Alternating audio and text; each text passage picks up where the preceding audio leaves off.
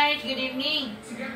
May bago kaming pasyente, aming member ng aming isang members ng aming Achievers Senior Citizen ng Barangay Dolores. Kapitbahay namin. Tanungin natin pangalan at anong nararamdaman. Ako po si Emma Uribida. Nararamdaman ko po ay nagkaroon ako ng damage.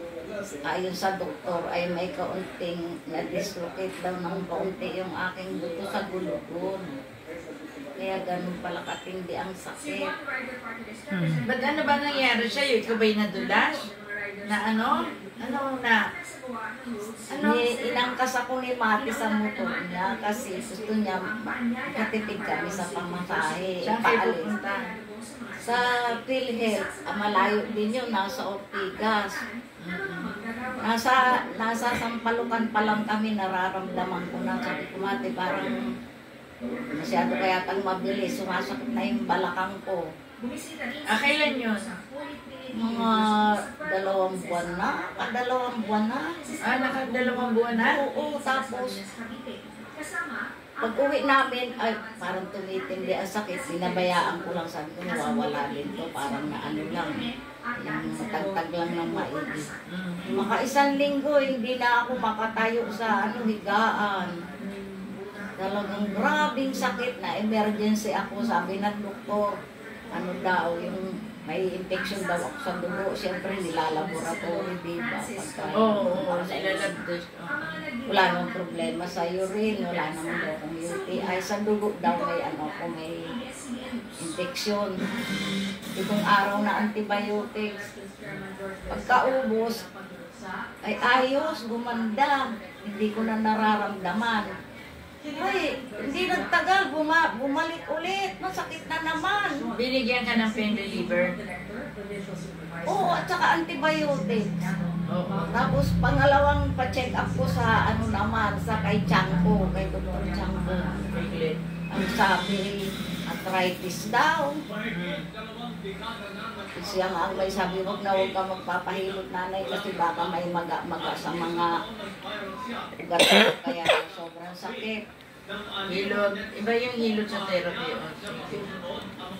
Daming gamot, 4 na klase. Pain reliever, maik sa muscle, maik sa nerve, kung ano-ano. Nainom ko ng lahat yun. Tapos, bumalik na naman. kasi pagdagal na pain reliever, babalik din yun. Kaya kailangan yun. Nung ikaw sumakay sa motor, nung may hams, bumagsak ka pag sumakit. May lumagitik. May Wala naman akong naramdaman na gano'n. Basta pakiramdam ko lang ay masakit na. Tapos ito namang huli nga, ayun na naman, matindi na naman ang sakit. Sabi ko sa bagong ospital naman tayo pumunta. Dinala nila ako sa bagong ospital. Sabi nung doktor, ganito pala ang nangyari, nanay. Kasi, ano ba nangyari sa iyo? Sabi ko, ganito nga, umangkas lang ako sa motor. Sabi, hindi arthritis yan. Pa-x-ray ka. Ay, in-x-ray nga ako nung Martes yata yun. Nung lumabas yung resulta, sabi, anay, punta ka sa ortho. Kasi sila ang nakakaalam nito, buto ito eh. Pagdating nga ni-repair ako sa Kainta, may ortho daw doon. Sabi ng ortho, anay, may damage nga yung gulugod. Yung buto rito sa gulugod. Sabi, masyado raw nagdikit.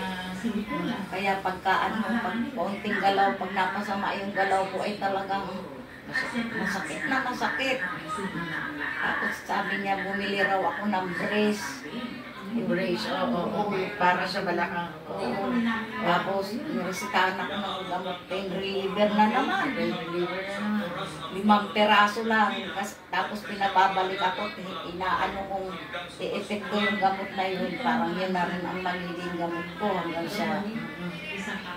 Tapos tinanong ko, sabi ko, Dok, kung sa buto ito, hindi pwede pala ito pahilot. Sabi, oo, ako naghahatol ako ng hilot. Ewan ko sa kanila, sabi, ganun ng doktor. Kasi ako marami akong pasyenteng doktor eh.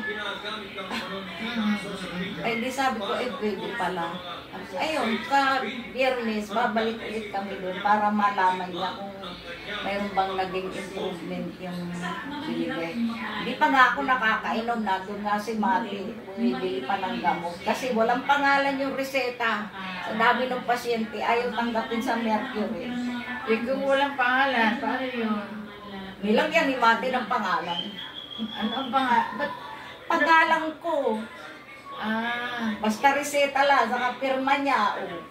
Walang pangalan sa unahan. O dapat may pangalan. Ayaw tanggapin sa Mercury nung si Rapi ang bumibili. Si Mati ang lumakad ngayon.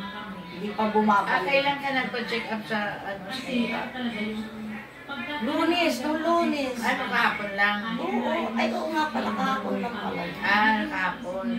Pinabasa ko lang naman, sister, ni yung x-ray. X-ray. Oo, Sa ano. doon sa ano. So, binigyan ka ng gamot. Hindi ko pa naiinom. Hindi pa naiinom. Kasi bumibili pa nga lang si Mati. So, tayo magte-therapy. Ito hindi hilot, therapy. Para i-weigh ang nerve, ang ano kung saan banda. Kaya may hot compress. So, naalala mo si Jinky nung nagkasakit? Oh. Ano bang problema ni Jinky? Ang dami ng pinuntahan, Akio, ganon. Magaling na mga ano, di ba? E dito challenge si Jinky. Oh, sa unang therapy, oh, maganda. Kaya lang tuloy-tuloy. So, tingnan mo naman. Payatod na nung si Jinky. Nakaka-stress na. Oh, di ba? Nawawala na ako ng ganang kumain sa Wag, nangyayari. Lalo kang, ano, ang Diyos ay nagpapagaling.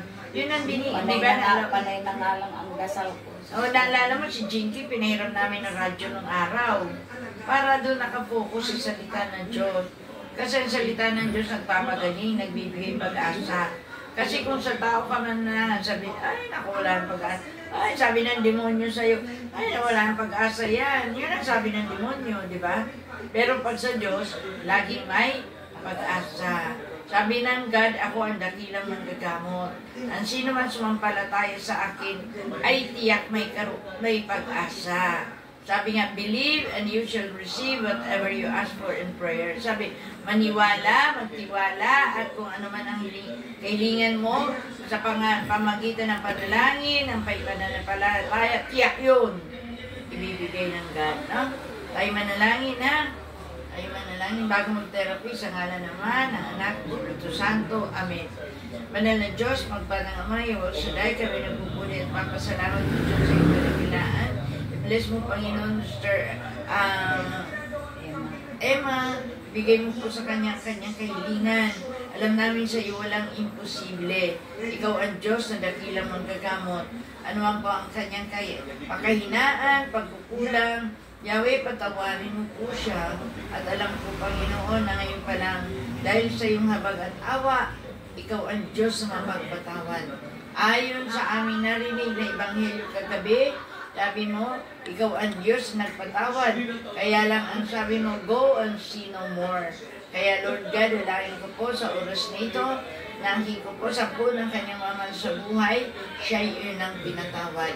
Kaya sa ngalan ni Jesus, inutusan namin lahat ng espirong kadiliman, sakit at karamdaman, sa buto, sa balat, sa ugan, sa dugo, sa bawat diraymen ng kanyang katawan. Satanas, lumayas ka ngayon sa buhay, Sister Emma, in Jesus' name. And Lord God, inangkin po namin ang pagdalo ng Espiritu Banal, kagalingan, kalakasan, kalusugan, kasaganaan, tagumpay, ang siya namin inaasam. Yahweh, sundan mo po ng himala at kabalagan ng aming therapy. Ano man ang mahawakan ng kamay ng lingkod, maging instrumento ng kanyang kagalingan. Yahweh, salamat po at naniwala po kami kung paano pinagaling si Jinky ng kanyang manugang na tila butot balat na ng kanyang manugang si Jinky, pamagitan ng therapy, panalangin, gumaling, ganun din, at bigay mo sa kanya, sapagkat alam namin ito ang Diyos na makapangyarihan sa lahat. Salamat po, Diyos, sa iyong pagpulit parangal. In Jesus' name, sabihin mo, Panginoon, ako'y lumalapit at papakumbaba sa iyong harapan. Patawarin mo po ako sa lahat kong kasalanan, sa isip, sa salita at sa gawa. Ako'y naniniwala na ngayon pa lang, sa buwan ng aking buong angkan, ako'y inyo nang pinatawad. Panginoong Jesus, binubuksan ko po aking puso upang tanggapin ka bilang Panginoon, tagapagligtas, mananakop, gagamot, hari ng buhay ko. Ako'y naniniwala sa ngalan ni Jesus, ang aking kagalingan ay akin ang makakamtan. Sa ngalan ni Jesus, Amen. Ngayon, hi guys, sisimulan na tayo ng therapy after ng pray over, kasama ang therapy at tiyak yun. Kung paano pinagaling ang lahat ng pasyente namin, lahat matatanggap din niya ang kagalingan. Amen? Amen.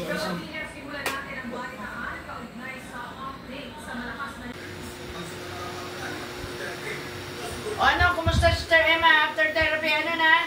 Okay na po, awa ng Diyos. Kung gumaanggaan na ang pakiramdam ko, nabawasan yung kirot.